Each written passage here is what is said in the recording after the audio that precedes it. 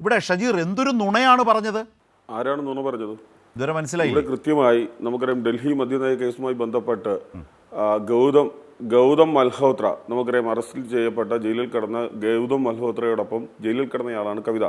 ഈ ഡൽഹി മദ്യനയ കേസുമായി ബന്ധപ്പെട്ട കമ്പനിയാണ് ഒയാസിസ്. അതുമായി ബന്ധപ്പെട്ട് കവിത കേരളത്തിൽ വിസിറ്റ് ചെയ്തിട്ടുണ്ടെങ്കിൽ അതിൽ പരിശോധിക്കണമെന്നും അന്വേഷിക്കണമെന്നും സ്വാഭാവികമായ ഒരു ആരോപണം ഉന്നയിച്ചാൽ അതിനെന്താണ് മാപ്പ് പറയേണ്ടത്? ഇവിടെ PV അൻവർ അടക്കമുള്ള ആളുകൾ കഴിഞ്ഞ കാലത്ത് പ്രതിപക്ഷ നേതാവിനെതിരെ ആരോപണങ്ങൾ ഉന്നയിച്ചപ്പോൾ ഇതുപോലെ എത്ര ദിവസമാണ് നിങ്ങൾ ചർച്ച ചെയ്തത്? എത്ര CPMന്റെ നേതാക്കൾ അത് ഏറ്റെടുത്തു? നിങ്ങൾ ഇതുപോലെ പൊതുമാപ്പ് പറഞ്ഞോ? ഇവിടെ PV അൻവർ മാറ്റി പറഞ്ഞല്ലോ, മാപ്പ് പറഞ്ഞല്ലോ പ്രതിപക്ഷ നേതാവിൻ്റെ അടുത്ത്. അപ്പോൾ നിങ്ങൾ ആരെങ്കിലും ഈ കൈരളി ചാനലോ ദേശാഭിമാനിയോ അതുപോലെ തന്നെ CPMന്റെ ഏതെങ്കിലും ചാനലോ മാപ്പ് പറഞ്ഞോ? ഇവിടെ വിഷയമെന്ന് പറയുന്നത് ഇവിടെ ഘോരമായി പ്രസംഗിക്കുകയാണ്. മദ്യനിർമ്മാണശാല വരുമ്പോൾ കേരളം വികസനത്തിനെതിരായി കേരളത്തിലെ പ്രതിപക്ഷവും കോൺഗ്രസും UDFും ഒക്കെ നിൽക്കുന്നു എന്നുള്ള രീതിയിലാണ് വാർത്ത വരുന്നത്. ഒരു മദ്യനിർമ്മാണശാലയാണോ കേരളം സ്വപ്നം കാണുന്ന വികസന പദ്ധതി? മറുപടി പറയണം. ധാർമ്മികമായ ഉത്തരവാദിത്വം ഏറ്റെടുക്കട്ടെ.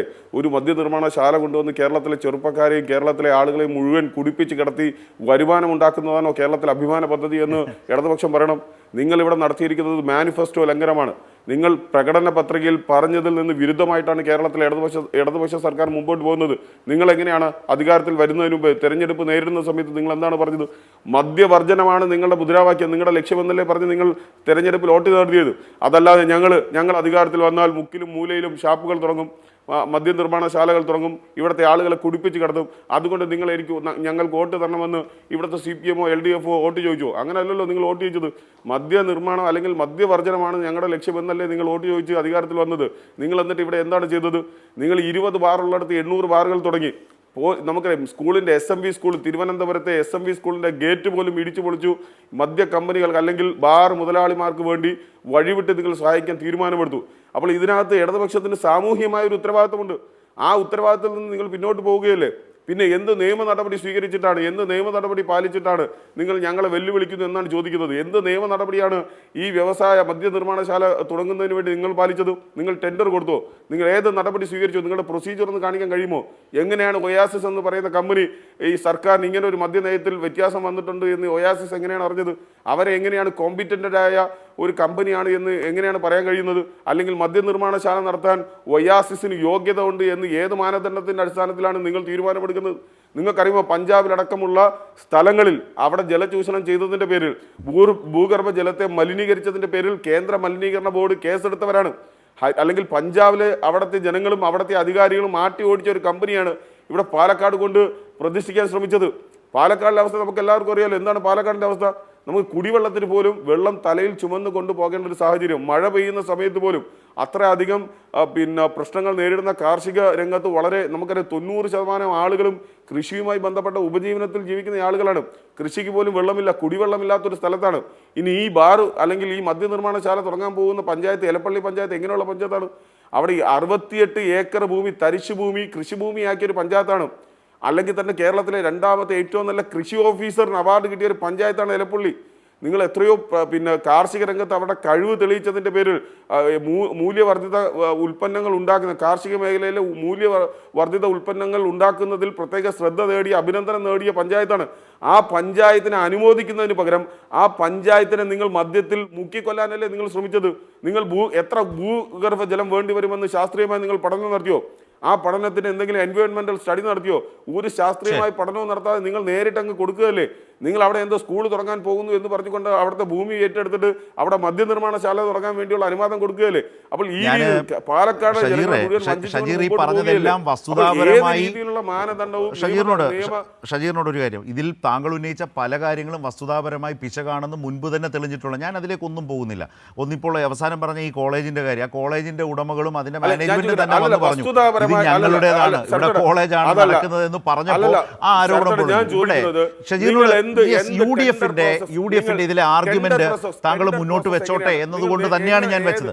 ഇന്നത്തെ ഈ ചർച്ചയ്ക്കകത്ത് ഷജീർ, ഇന്നത്തെ ഈ ചർച്ചയ്ക്കകത്ത് താങ്കൾ തന്നെയാണ് ആ യോഗ്യത നിരന്തരം ചോദിച്ചുകൊണ്ടിരിക്കുന്ന യുഡിഎഫ് താങ്കളോട് തന്നെയാണ്. ആ യോഗ്യത നിരന്തരം ചോദിച്ചുകൊണ്ടിരിക്കുന്ന നിങ്ങൾ നിരന്തരം പുറകോട്ട് പോകുന്ന കാഴ്ചയാണ് കണ്ടത്. ഇന്നത്തെ വിഷയത്തിന് ശരി തൃപ്തികരമായി UDF പ്രതിനിധി എന്ന നിലയിൽ താങ്കൾ അറ്റൻഡ് ചെയ്തിട്ടില്ല. ഒന്ന്, കേരളത്തിലെ ഒരു മന്ത്രിക്കെതിരെ ഗുരുതരമായ ആരോപണം ഉന്നയിക്കുന്നു. താങ്കൾ തന്നെ പറഞ്ഞ കവിത ഇവിടെ വന്നു, സന്ദർശനം എന്ന് ഗുരുതരമായ ആരോപണം ഉന്നയിക്കുന്നു. ആ ആരോപണത്തെ പിടിച്ചൊരു പത്രം അത് ആവർത്തിക്കുന്നു, പത്രത്തിൽ തെറ്റു പറഞ്ഞ് ഖേദം പ്രകടിപ്പിക്കുന്നു.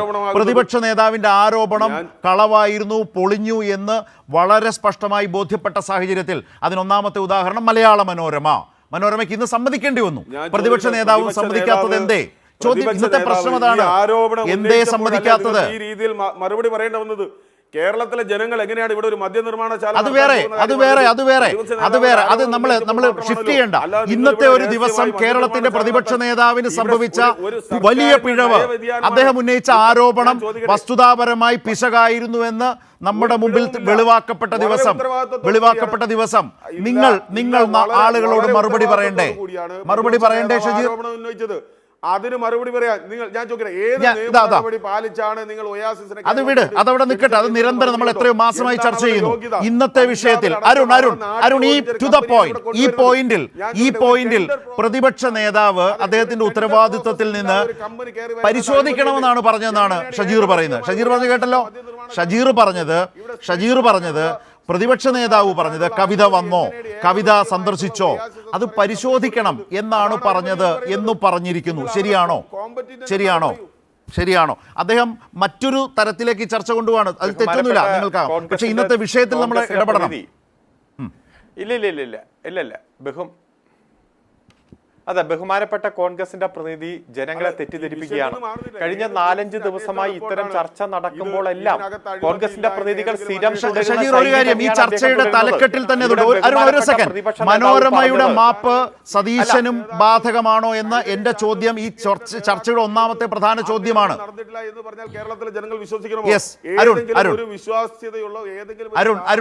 അരുണിനോട് എന്റെ ചോദ്യം ഞാൻ ആവർത്തിക്കാൻ ഇടയാക്കിയത് UDF പ്രതിനിധിയുടെ അതിലുള്ള വിശദീകരണം കൊണ്ടാണ്. അരുൺ പറയും. അല്ല, ഇവിടെ പ്രതിപക്ഷ നേതാവ് തുടർച്ചയായി ആവർത്തിച്ചത് കവിത കേരളത്തിൽ വന്ന് എക്സൈസ് മന്ത്രിയുമായിട്ട് ചർച്ച നടത്തി എന്ന് തന്നെയാണ്. മനോരമ മാപ്പ് പറഞ്ഞ അതേ വാചകം അതേ കാര്യം തന്നെയാണ് പ്രതിപക്ഷ നേതാവും പറഞ്ഞത്. പ്രതിപക്ഷ നേതാവ് ഇത് പരിശോധിക്കണമെന്നൊന്നും അല്ല പറഞ്ഞത്. അങ്ങനെയാണെങ്കിൽ കോൺഗ്രസ് പ്രതിനിധി ഏതെങ്കിലും തരത്തിൽ ആ പ്രതിപക്ഷ നേതാവ് പറയുന്നതിന്റെ ബൈറ്റ് ഒന്ന് കാണിച്ച് നമുക്ക് നോക്കാം. ഇവിടെ തെറ്റിദ്ധരിപ്പിക്കണം, നിരന്തരം നുണ പറഞ്ഞ് ഈ കേരളത്തിൽ ഉയർന്നു വരുന്ന എല്ലാ തരത്തിലുള്ള വികസന അജണ്ടയെയും തകർക്കുക എന്നതാണ് ലക്ഷ്യം. ആ ലക്ഷ്യത്തിന്റെ പൂർത്തീകരണത്തിന് വേണ്ടി എല്ലാ വികസന പ്രവർത്തനങ്ങളെയും നിരന്തരം എതിർക്കും. ശ്രീ ഡോക്ടർ പ്രേംകുമാർ ഇവിടെ സൂചിപ്പിച്ചല്ലോ, ക്യാമറ വന്നപ്പോഴും ജലമെട്രോ വന്നപ്പോഴും സമാനതകളില്ലാത്ത വികസന പ്രവർത്തനങ്ങൾ ഈ കേരളത്തിൽ നടക്കുമ്പോൾ എന്തിനു വേണ്ടിയിട്ടാണ് ഇവരിങ്ങനെ എതിർക്കുന്നത് എന്ന രാഷ്ട്രീയ ചോദ്യമാണ് ജനങ്ങൾ ഗൗരവത്തോടെ ചർച്ച ചെയ്യുന്നത്. ഇത് കർണാടകത്തിൽ കോൺഗ്രസ് ഭരിക്കുന്ന ആ സംസ്ഥാനത്തെ മന്ത്രിമാർ നേതൃത്വം കൊടുക്കുന്ന മദ്യ ലോബിയെ സഹായിക്കാൻ മഹാരാഷ്ട്രയുടെ തെരഞ്ഞെടുപ്പ്. ഞാൻ ഷജീറിനോട് പറഞ്ഞ പോലെ തന്നെ ഷജീർ ഒന്ന് കേൾക്കണം. നിങ്ങൾ രാഷ്ട്രീയക്കാരാണ്, രാഷ്ട്രീയ വക്താക്കളാണ്, പാർട്ടികളുടെ പരത്തി പറയും. പക്ഷേ ഈ ചർച്ചയിലെ പ്രധാനപ്പെട്ട ചോദ്യം അതിൽ ഒന്ന് തൊട്ടിട്ടും ബാക്കി പറയാമെന്നാണ് ഷജീറിന്റെ ആദ്യത്തെ സ്ട്രാറ്റജി. നന്നായി, എനിക്ക് കുഴപ്പമൊന്നുമില്ല, താങ്കളത് പറഞ്ഞു വെച്ചു. പക്ഷേ താങ്കൾ പറയണം, കവിതയുമായി ബന്ധപ്പെട്ട് കവിത കേരളത്തിൽ വന്നു, ഒരു ഗൂഢാലോചന നടത്തി, മന്ത്രിക്കെതിരെ ഗുരുതരമായ ആരോപണം ഉന്നയിച്ചു. കാരണം ഇതിൽ അഴിമതി സ്ഥാപിക്കാൻ പ്രതിപക്ഷ നേതാവാണ് കവിതയുടെ സന്ദർശനം എടുത്തിട്ടത്. മലയാള മനോരമ അത് ഏറ്റുപാടുകയേ ചെയ്തിട്ടുള്ളൂ. മനോരമ അത് തെറ്റ് സമ്മതിച്ചാൽ താൻ പറഞ്ഞത് പെശകി, കളവായിരുന്നു, അല്ലെങ്കിൽ കളവെന്നൊന്നും പറയണ്ട, ഞാൻ പറഞ്ഞ ആരോപണം തെറ്റി, മന്ത്രിക്കെതിരെ പറഞ്ഞത് തെറ്റി എന്ന് സമൂഹത്തോട് പറയാൻ പ്രതിപക്ഷ നേതാവിന് ഉത്തരവാദിത്തമില്ലേ? അത് പറഞ്ഞും ചർച്ച ചെയ്തും പോകേണ്ടത് തന്നെയാണ്. അതെ, ഞാൻ അതിലോട്ട് വരാം. അതിലേക്കാണ് വരേണ്ടത്. നേതാവിന് അങ്ങനെ ഒരു ഉത്തരവാദിത്വം ഉണ്ടെങ്കിൽ അതിനേക്കാൾ ഉത്തരവാദിത്വം ആർക്കാണുള്ളത്? ഈ ഉത്തരവാദിത്തത്തെ കുറിച്ച് പറയും. ഇന്നത്തെ വാർത്ത ഏതാണ്? നടന്നിട്ടില്ല എന്നും ഈ ആരോപണം, ഇന്നത്തെ വാർത്ത ഏതാണ് ഷജീറെ? ഇന്നത്തെ വാർത്ത ഏതാണ്? നിങ്ങൾ സൗകര്യപൂർവ്വം വിട്ടുകളയുന്നത് തന്നെ നിങ്ങളുടെ പ്രതിപക്ഷ നേതാവിന്റെ വാദം ദുർബലപ്പെട്ടു എന്നുള്ളതാണ് അതിന്റെ അർത്ഥം. അല്ല, വിട്ടുകളയുന്നല്ല.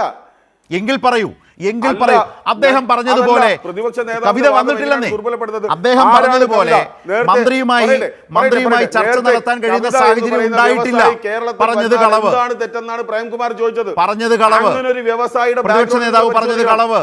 ആ വ്യവസായി എന്തടിസ്ഥാനത്തിൽ എന്തിനി പറയും? വ്യവസായി എന്ന് ഇനി പറയുന്ന എന്താണ് ദില്ലി പ്രതിപക്ഷ മദ്യനയ നേതാവ് കേസുമായി പറയാൻ ബന്ധപ്പെട്ട് പോകുന്നതെന്ന് ജയിലിൽ അറിയാൻ കിടക്കുന്ന കേരളത്തിന് ആളാണ്. താല്പര്യമുണ്ട്. അത് ദുരൂഹമായ സാഹചര്യത്തിൽ കേരളത്തിൽ വന്നിട്ടുണ്ടെങ്കിൽ അവരുടെ അജണ്ട എന്താണ് എന്ന് അറിയാൻ വന്നിട്ടില്ലെന്നേ. കേരളത്തിന് താല്പര്യമുണ്ട്. അത് അവിടെയാണ് തെറ്റിപ്പോയത്. ഷജീറെ തെറ്റുന്നത് അവിടെയാണ്. ഞാൻ ഫാക്ട്സ് ആണ് പറയുന്നത്. നിങ്ങൾ അരുൺ പറയുന്നത് അദ്ദേഹത്തിന്റെ രാഷ്ട്രീയ ഭാഗം ആരാണ് പറയേണ്ടത്? വന്നിട്ടില്ലെന്നേ. ആരാണ് പറയേണ്ടത്? മനോരമ തന്നെ ഇന്ന് സമ്മതിച്ചെന്നേ. മനോരമ ഇന്ന് സമ്മതിച്ചു. പ്രതിപക്ഷ നേതാവിന് മൗനം.